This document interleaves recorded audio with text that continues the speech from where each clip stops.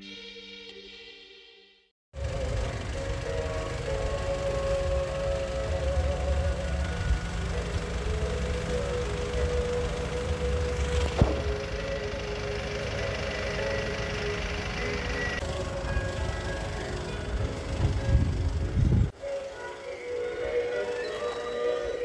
gini simbahan deh.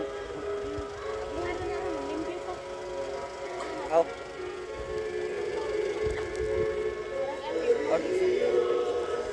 kedahuman ni sa siradaan.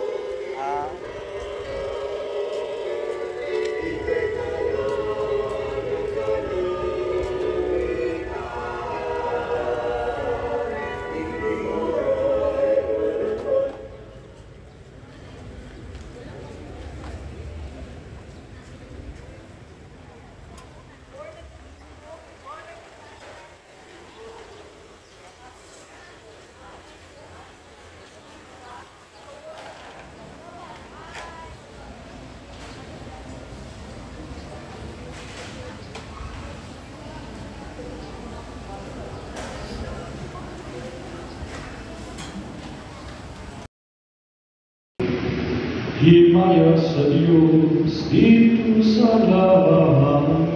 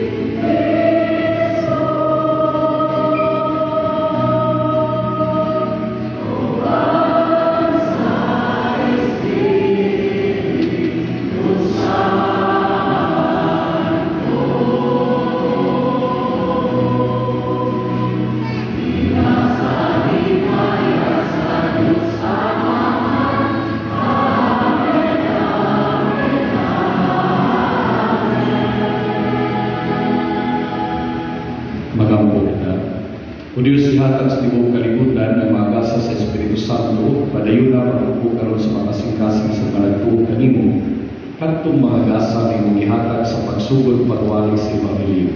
Kini among ipangayo, inaari sa Panginoong Jesucristo ni Mana, nabuyog hari bandang uban ng buhing hari kami mo sa Espiritu Santo, Diyos Santo sa karanturan. Amen. Pagbasa, gikan sa mga buhat sa mga apostles. Sa pag-abot na sa adlaw sa Pentecostes, ang tanang magtutuon nag-igong sa usang kadapit. O sa kalit may nahulog gikan sa langit, sama sa pusong nahulos sa hangin, o pinukog kini sa tibok balay na ilang ibiguman. Unya, nakakita sila daw mga dila na kalayo na nanundong diha sa matagusan kanila. Silang tanan na puno sa Espiritu Santo o misulti sa nagkalain-laing pinulungan, sumala sa ipasulti kanila sa Espiritu.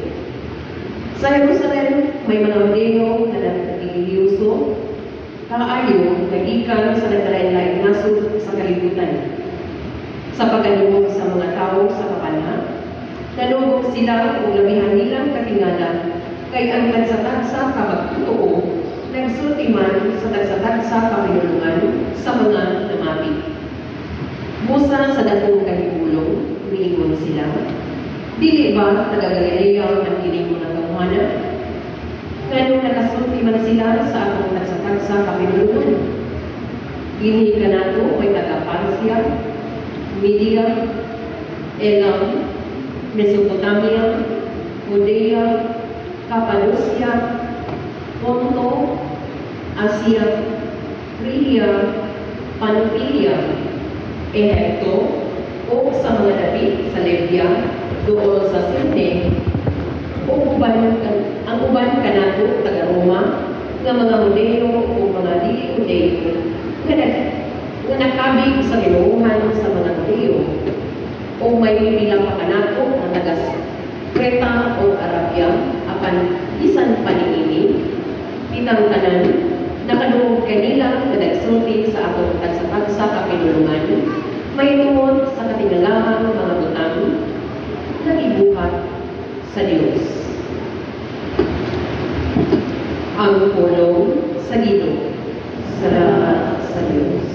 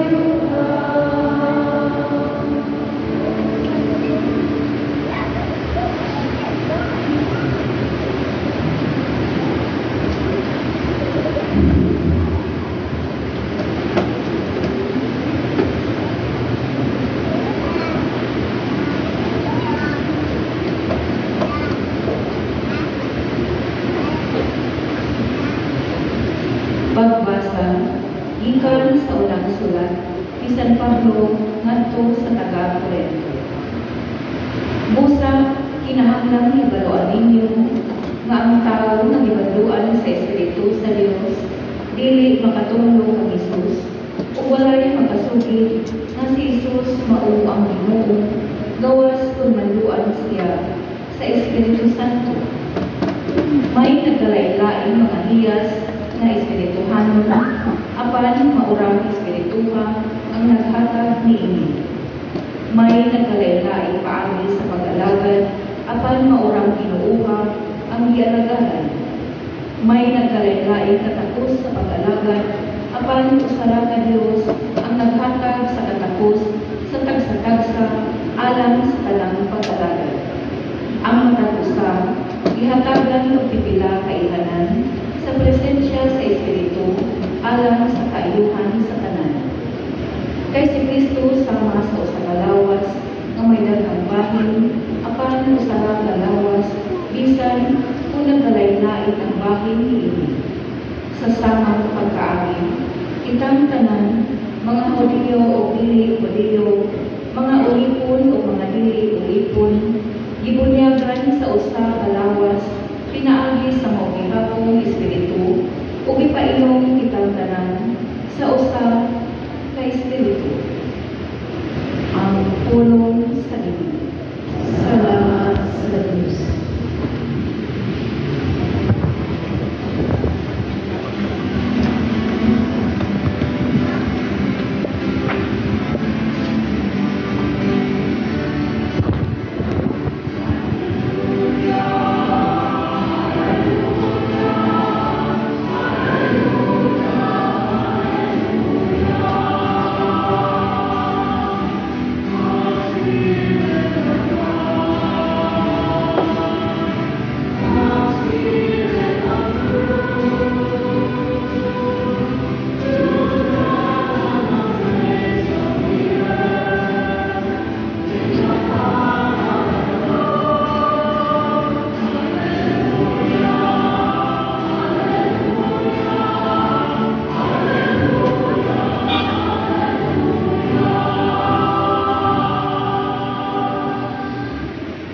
Ang Ginoo manaka kaninyo. Kinurdo gikan sa Ebanghelyo sumala ni San Juan.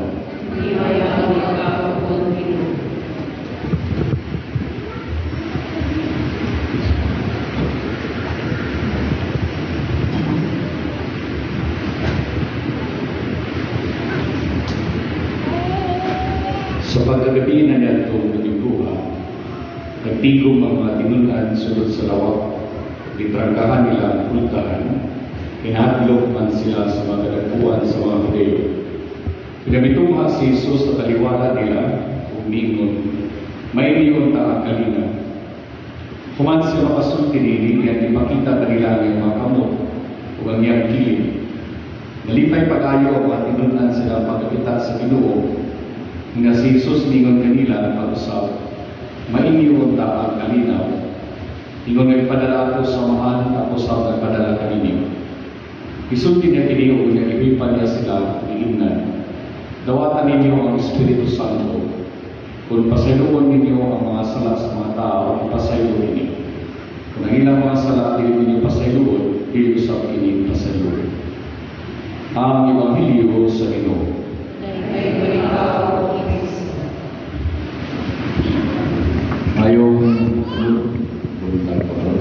May punta ninyong tanan.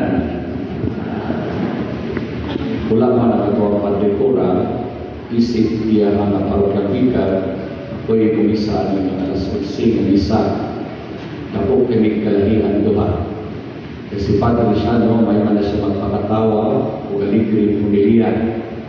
Kung ako ay asistan, seryoso kay pumilihan. Muna, makasabot na ko kung mga tulong mo dihan. Ipapukaw na tamo sa Espiritu Santo. Karong adlaw atong gisaulog ang kapistahan sa Pentecostes. Kini mao ang pagkunsal sa Espiritu Santo ngadto sa iyang mga tinunan.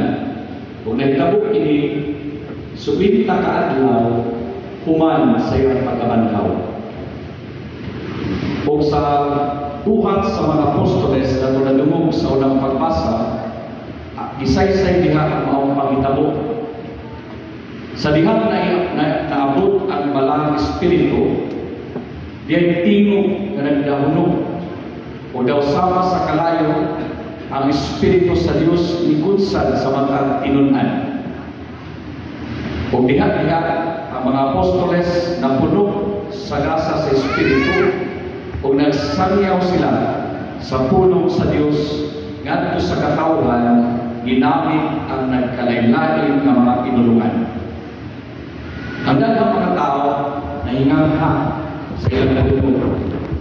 Kapag silang tanan nakasabot sa mga pulong na ipanunti o isangyaw sa mga apostoles, kining misteryosong paghitabo usa ka lihok sa Espiritu Santo na hangtod karon nagpadayon paghatag og kinabuhi sa tibuok simbahan. Dili naman ka mga Hudeo, daghan man klase nga tao sa tibuok kalibutan, usa na ang mga Pinoy, Padre Tuwakor sa US. Pero lain-lain kultura, lain-lain tradisyon, apan usa ang pagtuo na naiusa sa nabanhaw na Kristo. Kung sa managiusa na ito na, pinagagis sa daong langdag sa Espiritu Santo. Kinsa man ang Espiritu Santo? Ang atong pagtuo, itudluan ta sa itong katisismo, na ang Espiritu Santo ay katulong ang persona sa Diyos. Matod pa siya ang lugma na nag-iusa sa Diyos Amahan o sa Diyos Anak. Dili sa iyo ang paglagway sa Espiritu Santo tungod kay dili pa natin siya makita. Kapag sama sa lugma, ang presensya sa Banal Espiritu bisan dili makita atong mabati dinhi sa kalibutan. Dili ba? Kanang may kalnilog mga sa tao, di man makita doon. Kung mo isulti sa pulong lang. Pero mabati na nimo pinagi sa buhay. Diya sa Banal Kasulatan, giulagway kining Espiritu sa Dios sa tulo ka butang. Hangin, kalayo, o langgam na salampati. Sama sa hangin ang Espiritu may maghatag o kinabuhing sa tao. Sama sa kalayo, ang Espiritu maghatag o kainit o usok sa tao para madasig sa pag-alagad o paglibot para sa kaayuhan sa katawhan pinasubay sa kabubuton sa Diyos. Ug sama sa langgam na salampati, ang Espiritu ay simbolo di mo matibabaw ang kalinaw o kahapsay sa kinabuhi sa mga anak sa Diyos. Matod pa sa kuwang profesor sa una, kumidya niya ba? Ako dukaunon po kung pagkatao, labi na ng mga oras ng las ngaro, ng sumsi, labi na alauna sa klase, dali kong pato. Nga profesor na mo, mag-iskutan ni magbutang, aminon din siya. Kabaw mo siya tibayin na ng Espiritu Santo ninyo. Kanandili kong lukaon. Kung lukaon gani mo, nga katulog mo, nga nag-iskot sa mga kamaturan, bahin sa itong pagtuo, laing Espiritu na ang kanini. Dili Espiritu Santo o dili Espiritu Tonto. Pukawan na kumahan ka. Ang atong pagbasa karong adlaw, naghatag ka nato o hulagway may tungod sa lihok sa Espiritu sa Diyos diya sa katilimban na sa Kristohanon. Sa unang pagbasa, dungog nato, sa dihang mga apostoles, ginanagan o ilandagan sa Espiritu Santo, sila nagsugod pagsangyaw sa pulong sa Diyos pinaagi sa nagkadaiyang mga pinulungan.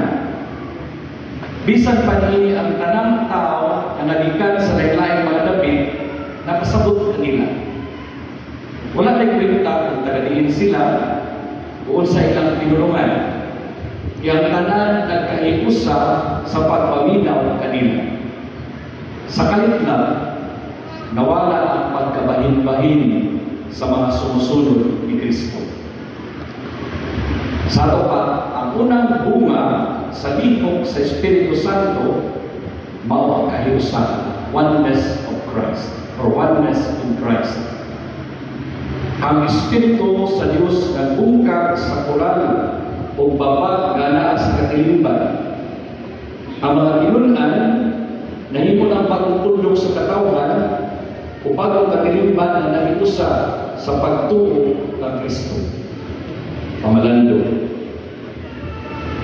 Kumusta man ang atong relasyon sa usa-usa?